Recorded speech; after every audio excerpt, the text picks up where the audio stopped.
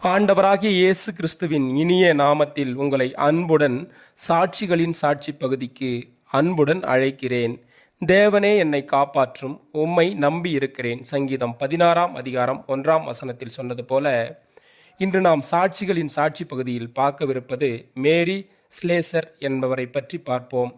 Africa தேசம் David Livingstone என்ற மாபெரும் மிஷனரியை இழந்து தவித்த சமயம். ஆப்பிரிக்காவிற்கு செல்லவோ ஆட்கள் இல்லை. அர்ப்பணம் செய்தார் மேரி ஸ்லேசர். கலாபர் நதி இன்றைய நைஜீரியா. மனிதர்கள் மனிதர்களாகவே இல்லை. வாழ்க்கைக்கான சட்டம் இல்லை, வாழ்க்கை முறையும் இல்லை. மூட பழக்க வழக்கங்கள் மலிந்து கிடந்தன. அந்தோ பரிதாபம்! இரட்டை குழந்தைகளை பெற்றெடுத்தால் ஓர் தாய்.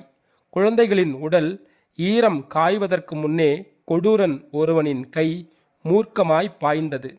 மெல்லிய வாய் திறந்து குழந்தைகள் அழும் முன்னே அவைகளின் தலைகளை துண்டித்து எறிந்தான். சோகத்தின் மேல் சோகம் மீண்டும் தொடர்ந்தது.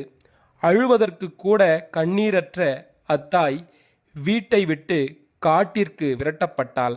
தனிமையில் அவள் வேதனைப்பட்டாள். காரணம், இரட்டை குழந்தைகள் பிறந்தால் அவை தீய சக்திகள் மூலம் பிறந்தவை என்பது அவர்களின் நம்பிக்கை. என்ன அறியாமை இது! நீங்களே சற்று சிந்தித்துப் பாருங்கள். மேரியின் கண்கள் சிவந்தன. யுத்த வீரனைப் போல உள்ளத்தில் வீறு கொண்டு எழுந்தாள். கிறிஸ்துவின் அன்பு அவரை உந்தி தள்ளியது. வீடு வீடாய் சென்று உண்மை செய்தியை உற்சாகமாய் உரைத்தாள். மக்களின் அறிவு கண்களை திறந்தாள். இரட்டை குழந்தைகளை காப்பாற்றினாள். ஆப்பிரிக்காவின் வெள்ளை ராணி, மா என்று அன்புடன் அழைக்கப்படும் மேரி ஸ்லேசர் இதே நாளில்தான் 1915 தான் காப்பாற்றிய இரட்டை குழந்தைகள் சூழ்ந்திருக்க இறைவன் பாதம் சரணடைந்தார்.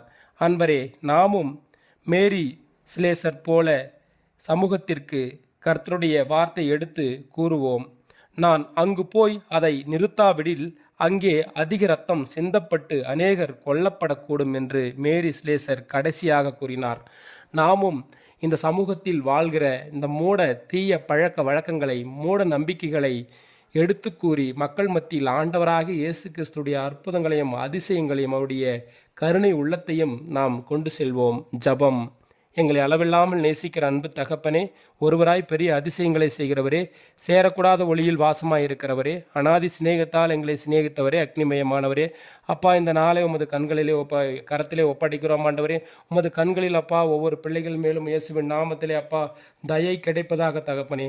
உமது பிள்ளைகளுடைய வாழ்க்கையை காப்பாற்றி உமது பிள்ளைகளுக்கு தேவையான அனைத்து அத்தியாவசிய தேவைகளையும் சந்திக்கும்படியாக நாங்கள் மன்றாடுகிறோம் ஆண்டவரே. கடன் பிரச்சனையிலிருந்து, தற்கொலை எண்ணங்களிலிருந்து, குடும்பத்தில் சுந்திருக்கிற சாத்தானுடைய பில்லி சூனிய கட்டுகளிலிருந்து ஒவ்வொரு நாளும் உமது பிள்ளைகளை அப்பா உமது கண்மணியை போல் காத்து ஆசீர்வதித்து பலப்படுத்தும் தகப்பனே. இந்த உலகத்தில் எங்களை நேசிக்கிறவர்களையும் நேசிக்காமல் தூசிக்கிறவர்களையும் ஆசீர்வதித்து பலப்படுத்தும். இயேசுவின் நாமத்தில் ஜெபிக்கிறோம். ஜபம் கேளு ஜீவனுள்ள நல்ல பிதாவே. ஆமேன்.